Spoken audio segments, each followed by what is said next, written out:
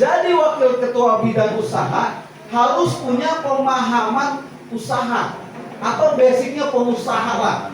Karena dia tugasnya nanti bagaimana menggali potensi desa, menggali potensi usaha sehingga menghasilkan profit. Karena tujuan dibentuknya koperasi ini keuntungan dan profit tetap, tapi juga tidak memberatkan masyarakat gitu. Satu sisi dia harus profit, satu sisi juga tidak boleh membebani masyarakat. Wakil bidang anggota, orang yang mampu menggerakkan masyarakat desa, unsur desa, semua yang ada di masyarakat untuk mau menjadi anggota koperasi. Kira-kira siapa yang mampu di bidang itu? Silakan pilih. Ya, jadi 5, ketua, wakil ketua bidang usaha, wakil ketua bidang anggota, bendahara sekretaris. Saya pengen tapi nggak boleh. Mundurkan diri dari sekdes. Saya setuju kalau jadi ketua koperasi nih. Saya kom nih sekarang. Bagaimana Pak Panca? Pengawas. Nah, sekarang pengawas. Pengawas ini sama, punya syarat. Ke bawah Kang Abai, pengawas. Ada 5 syarat menjadi pengawas. 1, mempunyai pengetahuan, keterampilan kerja jujur dan berdedikasi terhadap koperasi. 2, tidak pernah menjadi pengawas atau pengurus suatu koperasi atau komisaris atau direksi suatu perusahaan yang dinyatakan bersalah karena menyebabkan koperasi dan perusahaan itu dinyatakan failing. Di desa lain ada pertanyaan, bagaimana kalau ada yang pernah menjadi pengawas tapi perusahaannya atau koperasinya bagus, tidak apa-apa. Justru kita pilih yang seperti itu. Kenapa? Dengan pengalaman dan ilmunya bisa diterapkan di koperasi yang akan kita bentuk. Kecuali yang tadi pilot, kenapa? Sudah terbukti dia tidak mampu, rugi. Masa mau dilibatkan lagi di koperasi kita? Mau buktinya dia tidak mampu? Nah itu kira-kira.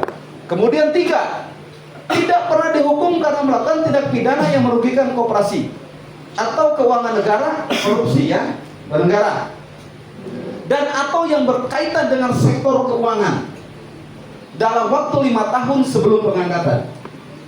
4, ketua pengawas koperasi desa atau keluarga putih dijabat oleh kepala desa sebagai ex officio pengawas koperasi. Jadi karena jabatannya sebagai kepala desa, beliau adalah secara otomatis menjadi ketua dewan pengawas. Kecuali PJ mungkin ya. PJ sekarang kalau menjabatnya PJ. Nanti ketika misalkan ada pemilihan kepala desa, kita sebentar lagi ada nih. Siapa yang jadi, siapapun yang jadi, secara otomatis karena dia kepala desa, dia menjadi ketua dewan. Ya, ketua dewan pengawas maksudnya. 5, tidak mempunyai hubungan keluarga saudara dan hubungan keluarga semenda sampai derajat ke-1 dengan pengawas lainnya dan pengurus.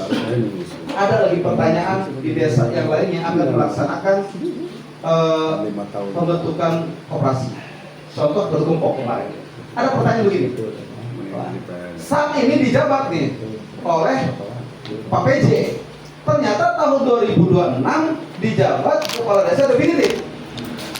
Misalkan pengurus yang sekarang terpilih ada nih, Kang Abai misalkan.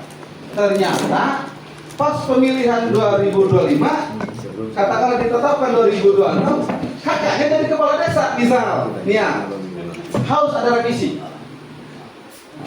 Harus ada revisi atau restrukturisasi. Nggak boleh ada hubungan. Misalkan yang jadi pengurus, ketika ini ada nih kepala desanya, ada hubungan dengan pengurus, nggak boleh. Itu nanti harus diganti lagi.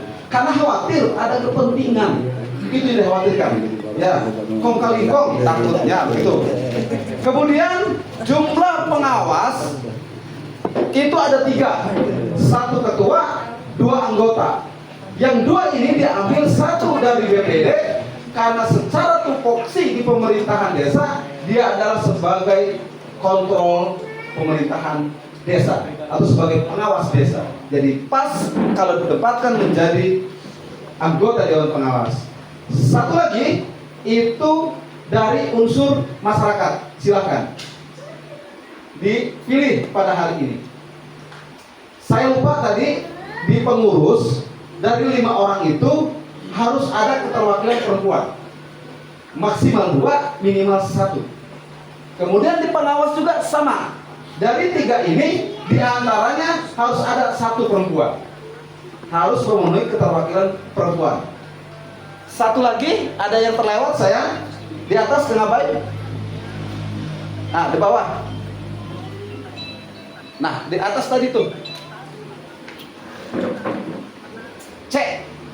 Pengurus dapat mengangkat pengelola yang diberikan wewenang dan kuasa untuk mengelola usaha.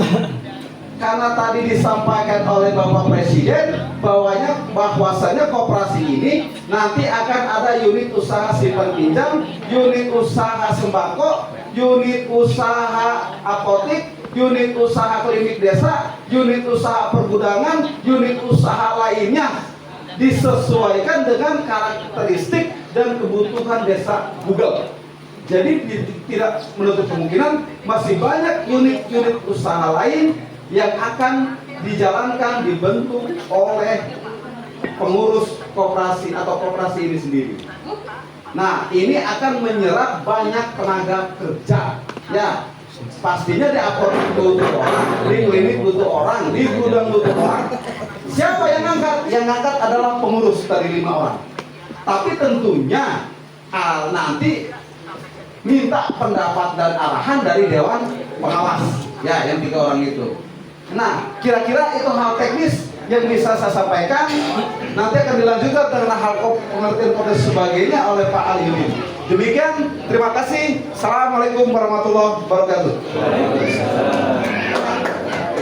Waalaikumsalam warahmatullahi wabarakatuh. Terima kasih atas petunjuk teknis merah putihnya. Baik, kita masuk ke selanjutnya, yaitu masih pembahasan. Untuk pembahasan insya Allah akan dibawakan oleh Bapak Aliudin. Kepadanya kami persilakan. Pak Ketua, izin.